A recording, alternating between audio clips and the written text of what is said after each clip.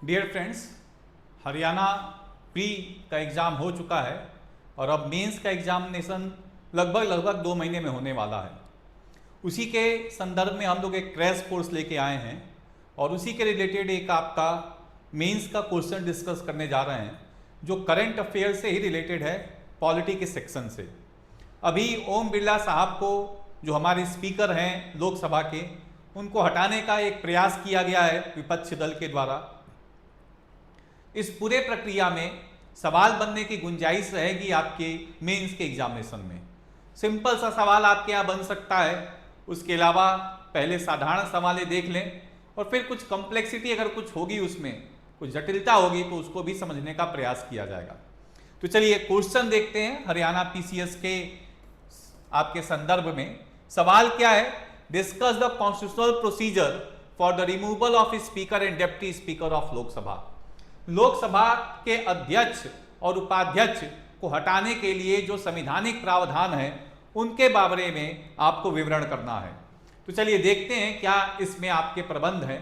कुछ मोटे मोटे पॉइंट पहले आप ध्यान रखिए, जैसे कि लोकसभा के अध्यक्ष और उपाध्यक्ष के संदर्भ में जो आपके संविधान में अनुच्छेद बताए गए हैं वो 89, 90, 91, 92 ये बेसिकली आपके जो चेयरमैन और डिप्टी चेयरमैन ऑफ राज्यसभा हैं उनके संदर्भ में संविधान में अनुच्छेद दिए गए हैं। और जो 93, 94, 95, 96 ये 4 अनुच्छेद आपके स्पीकर और डिप्टी स्पीकर के संदर्भ में दिए गए हैं आपके संविधान में। इसी में प्रबंध बताए गए हैं कि क्या उनकी शक्तियां हैं, कैसे उनको हटाया जा सकता है, हटाने के दौरान वो क्या भूमिका निभा सकते हैं और हटाने के लिए क्या बहुमत चाहिए, कोई कारण है संविधान में उनको हटाने के लिए कि नहीं, किस आधार पर उनको हटाया जाएगा, ये सारी बातें इसमें बताई गई हैं। तो एक एक करके इन पहलुओं को देखते हैं और समझने का प्रयास करते हैं कि कैसे हम आपके अध्यक्ष या उपाध्यक्ष को, लोकसभा के जो आपके हैं, इनको कैसे हटा सकते हैं। तो पहला बात आप इसमें देखिए, फर्स्ट जो सबसे महत्वपूर्ण बात आपका है, जब आप लोकसभा के अध्यक्ष उपाध्यक्ष को हटाने की बात रखिएगा तो उसमें आपको सूचना देना पड़ेगा कि हम 14 दिनों के एडवांस नोटिस के बाद एक संकल्प ले आने का आप सूचना दीजिएगा। और ये जो 14 दिनों का एडवांस नोटिस होगा ये सेक्रेटरी जनरल ऑफ लोकसभा को दिया जाएगा। तो ये जो आपके एडवांस नोटिस होगा एक लिखित आपका नोटिस होगा जो कम से कम 50 सांसद लोकसभा के लिख कर सौंपेंगे किसको? जो आपके लोकसभा के सेक्रेटरी जनरल हैं, जो आपके महासचिव हैं वहां के लोकसभा के, उनको सौंपा जाएगा। ये प्रॉपर एक आईएएस ऑफिसर होते हैं, उनको दिया जाएगा। दूसरा बात आप इसमें देख सकते हैं, संकल्प और प्रस्ताव लेके आया जाता है लोकसभा के अध्यक्ष उपाध्यक्ष को हटाने के लिए। दोनों बातें 94, 96 में मुख्यतः बताई गई हैं। जब हटाने का प्रस्ताव लेके आया जाएगा तो उस प्रस्ताव को पारित करने के लिए जो बहुमत की आवश्यकता होती है वो बहुमत होती है प्रभावी बहुमत। संविधान में या किताबों में जनरली आप लिखिएगा, कई जगहों पे लिखा हुआ है पूर्ण बहुमत, एब्सोल्यूट मेजॉरिटी, लेकिन ये एब्सोल्यूट मेजॉरिटी नहीं होता, वास्तव में ये प्रभावी बहुमत होता है, ये इफेक्टिव मेजॉरिटी होता है, जिसको आप लोग जानते हैं। इफेक्टिव मेजॉरिटी का मतलब क्या होता है? पूर्ण बहुमत का क्या मतलब होता है पहले ये देख लीजिए। पूर्ण बहुमत होता है कुल संख्या, टोटल स्ट्रेंथ बाई 2, ये 50% हो गया, एक और जोड़ेंगे ये 50% से ऊपर हो गया। तो आपके पूर्ण बहुमत 50% से ऊपर अगर बहुमत मिलता है तो माना जाएगा। तो कुल संख्या बटे 2 + 1। प्रभावी बहुमत क्या होता है? कुल संख्या जो आपकी है टोटल स्ट्रेंथ, उसमें अगर कोई पद रिक्त होता है, कोई सीट वैकेंट होती है, उस सीट को हम माइनस करते हैं और फिर इसमें से इसको 2 से भाग देते हैं और फिर 1 जोड़ते हैं। हालांकि किताबों में पूर्ण बहुमत लिखा हुआ है एब्सोल्यूट मेजॉरिटी, लेकिन एब्सोल्यूट मेजॉरिटी नहीं होता, यह प्रभावी बहुमत होता है।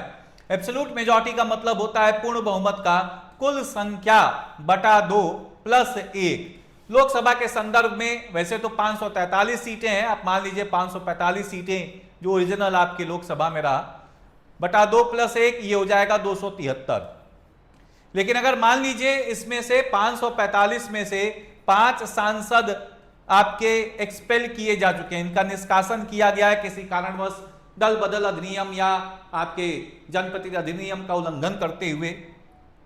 5 अपना खुद रिजिग्नेशन दे दिए हैं, किसी कारणवश इनको पांचों को उठा के 5 जगहों के राज्यों का राज्यपाल बना दिया गया है। 2 की मृत्यु हो गई है, डेथ हो गया है, और यहां पे अभी चुनाव नहीं हुआ है 6 महीने के अंदर। तो टोटल जो वैकेंसी आएगी 545 में से आप 12 माइनस करिएगा तो 533/2 + 1 ये बहुमत आपका होगा, जिसमें आप देख सकते हैं तो 267 सीटें जब होंगी तब ये आपके यहां पे माना जाएगा कि ये प्रभावी बहुमत आपका है। तो प्रभावी बहुमत में जो कुल रिक्तियां होती हैं उनको हटा दिया जाता है।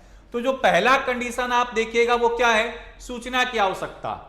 नोटिस दिया जाएगा 14 दिनों का अग्रिम नोटिस, 50 सांसदों द्वारा हस्ताक्षर होगा और ये सेक्रेटरी जनरल लोकसभा के को दिया जाएगा। दूसरा इसमें जो आपके शर्त है वो एक प्रस्ताव के माध्यम से, संकल्प के माध्यम से हटाया जाएगा और वो पूर्ण बहुमत से पारित होना चाहिए। वास्तव में इसको प्रभावी बहुमत से पारित होना चाहिए।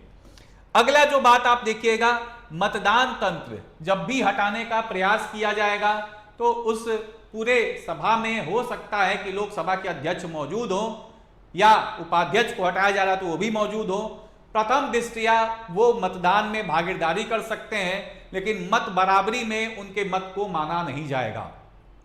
वो उस पूरे मतदान की प्रक्रिया में डिबेट भी कर सकते हैं, आपके डिस्कशन में भी पार्टिसिपेट कर सकते हैं, लेकिन he can vote only in first instance, not in case of tie. प्रथम दृष्टया ही मतदान कर सकते हैं, मत बराबरी पे मतदान करने का उनको अधिकार प्राप्त नहीं है। फिर अगर आप देखिएगा कि यहाँ पे जब अध्यक्ष और उपाध्यक्ष इस सदन में रहेंगे तो प्रिसाइडिंग ऑफिसर के रूप में काम नहीं कर सकते, पीठासीन अधिकारी के रूप में काम नहीं कर सकते।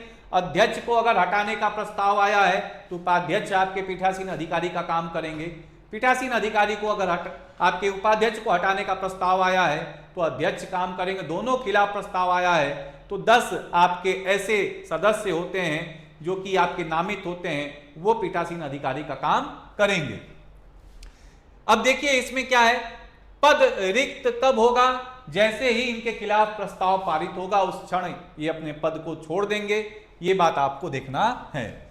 फिर आप ये भी देखिएगा कि संविधान में हटाने का कोई आधार नहीं बताया गया, कोई भी ग्राउंड नहीं है जिस आधार पे आप लोकसभा के अध्यक्ष को हटा सकते हैं। आप क्योंकि आप देखिएगा कि हमारे यहाँ पे लोकसभा के अध्यक्ष बनने के साथ जिस राजनीतिक दल से आप बनते हैं उस राजनीतिक दल से आपको त्यागपत्र नहीं देना पड़ता, तो कहीं ना कहीं राजनीतिक दल से आपका जुड़ाव बना रहता है। यूनाइटेड किंगडम में जैसे ही आप अपने वहां पे हाउस ऑफ कॉमन्स जो वहां के सामान्य सभा है उसके जैसे ही अध्यक्ष बनिएगा तो आपको अपने राजनीतिक दल से त्याग देना पड़ता है। हमारे यहाँ ऐसा नहीं होता। तो कई बार ये लांछन लगता है अध्यक्षों के ऊपर कि ये जिस राजनीतिक दल से आए हैं उन्हीं के पक्ष में काम करते हैं, उन्हीं के बिलों को पारित करवाने के लिए वो आपके समय देते हैं, विपक्ष को बोलने का समय नहीं देते हैं, विपक्ष को भागीदारी करने का समय नहीं देते हैं, विपक्ष को सवाल पूछने का समय नहीं देते हैं, विपक्ष को उत्तरदायित्व करने का समय नहीं देते हैं। तो बड़े सारे लांछन आपके लगते रहते हैं ऐसे आपके स्पीकर्स के ऊपर। इसके पहले भी बड़े सारे स्पीकर्स के ऊपर रिजोल्यूशन प्रोसेस आया है हटाने का, लेकिन क्योंकि लोकसभा में हमेशा शासित दल बहुमत में रहती है इसलिए प्रस्ताव केवल डराने के लिए ले आया जाता है, सफल नहीं होता है ऐसे प्रस्तावों को ले आना।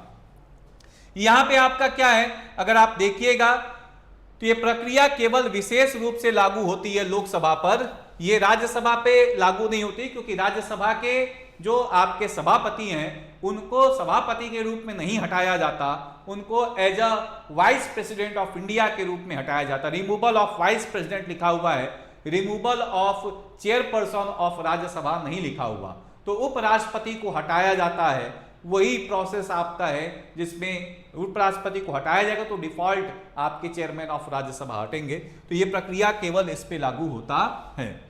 तो ये बातें आप देख सकते हैं, क्योंकि लोकसभा का अध्यक्ष बहुत महत्वपूर्ण भूमिका निभाता है। वही आपके देखिएगा कि धन विधेयक को निर्धारित करेगा, वही एंटी डिफेक्शन लॉ में मुख्य निर्णय आपका लेगा। वही संविधान की मर्यादा को संसद के पटल पर निर्धारित करेगा, संविधान का निर्वचन वही करेगा।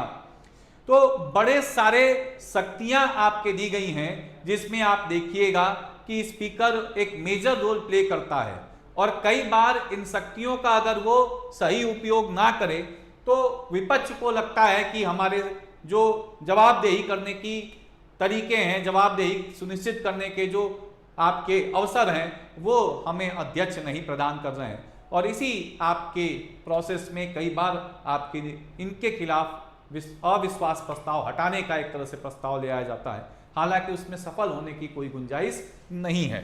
तो एक बार क्वेश्चन वापस देख लीजिए। क्वेश्चन क्या है? Discuss the constitutional procedure for removal of speaker and deputy speaker of Lok Sabha.